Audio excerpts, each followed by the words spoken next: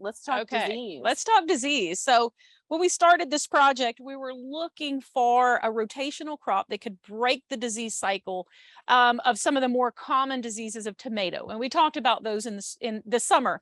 So I'm not going to rehash that. But what we found that most of the diseases of tomato are either specific to solanaceous crops, or at least they don't infect some of the families that we have here. So luckily, the disease portion of this rotation was really easy. The only real problem that we have in these cut flowers is powdery mildew, particularly on the cosmos on the end and on the zinnias that you can't see over the sunflowers. So powdery mildew is really your primary concern, at least since we've seen here in the high tunnel for the fall. And again, Dr. Rudolph mentioned the lettuce that is out of view for those of you on Zoom. We just talked about sclerotinia. So if there was lettuce drop, if there's a history of sclerotinia and lettuce drop is a problem, that's a different conversation. But here in the cut flower high tunnel, powdery mildew is really the only disease we're challenged with. We're in the high input tunnel, and not by high, it's really more like moderate. We're on a low level fungicide schedule. We're just spraying the cut flowers that are susceptible to powdery mildew, and our target is powdery mildew. And on our low input tunnel, which is behind us, we're only spot spraying, as Dr. Rudolph mentioned. So we're spot spraying when we see powdery mildew.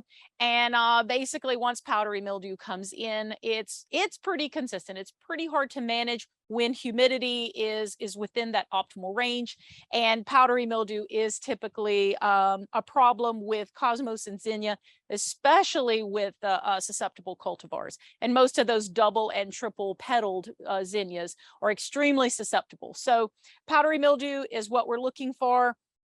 There's not an example here because Dr. Rudolph's group has done a really good job managing powdery mildew here.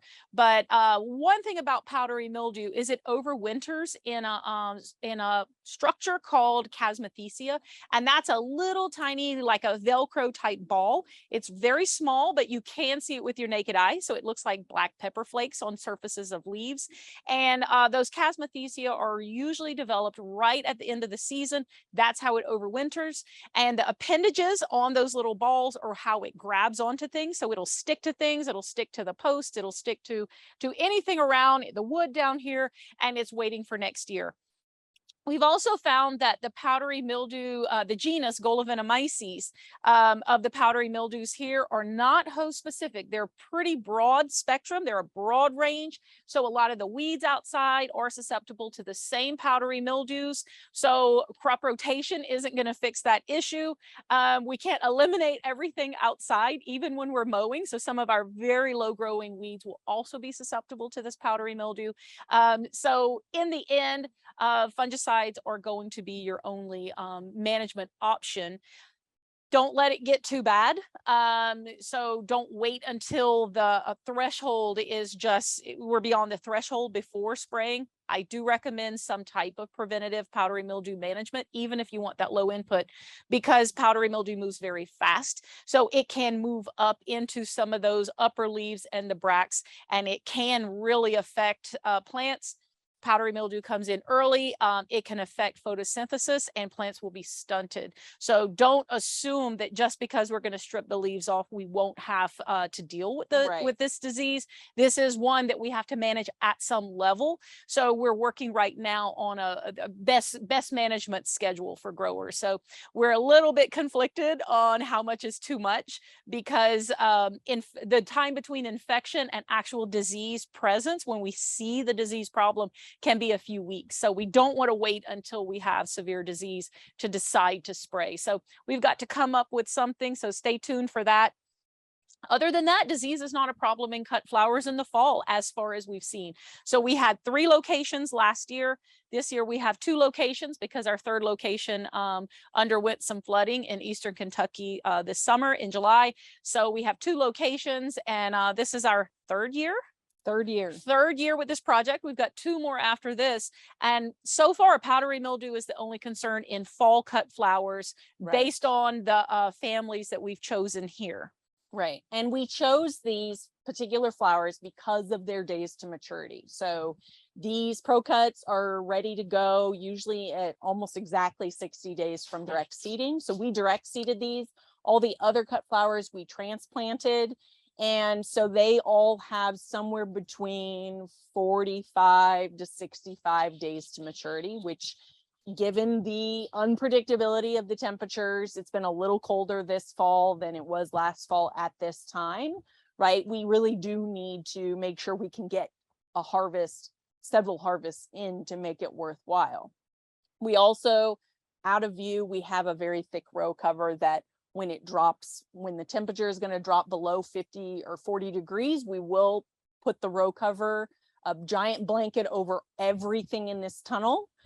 So the tunnel gets closed if it drops below 50. This is our rule of thumb. Closed if it drops below 50. Row cover gets put on if it drops below 40. And so that's kind of how we've chosen to manage things. The warmer the better during the day, as far as I'm concerned, this time of year, because we want some ventilation, but we do want some nice heat and some sunny days. So can you remind us, in our previous trials, we had higher yields and in our high input tunnel. So even though we were investing in more pesticides, insecticides, fungicides, we had more yield to make up for it. So right. So far it looks like and again, it's not so much high input as like going by a set recommendation, right, versus the low input would be lower maintenance, only going by scouting, pretty much is kind of the distinction there. But yes, higher yields in the high input. So that means more insecticide, more fungicide on a regular schedule, as well as more fertilizer. And so yes, higher quality typically, and just in general, more production. And two, when we're talking about high input, if these plants were grown during the summer, they would need much higher input. So overall, this is a very low input system. Yes. Even what we're calling high is still a very low input system. So very economical for someone to invest in, even if they're using fungicides and insecticides on a calendar basis. Right. Yes. And so that's the beauty, I think, of this fall project, is looking at alternatives for growers, so they don't all have to grow lettuce in the fall. That is a very common crop, right? And it is a profitable crop, certainly. But is there something else you could grow that would possibly help break the disease and pest cycle, possibly help take up that excess nutrients, and be relatively low maintenance? I don't know if we've definitively answered that question, but okay, I think we're a few years left on this research project. So this is research. So I know a lot of people watch our plots and wonder why we do things. And a lot of this is research, and we do some kind of awkward things to induce pests or to induce disease or to challenge systems, and all things that we wouldn't recommend to growers.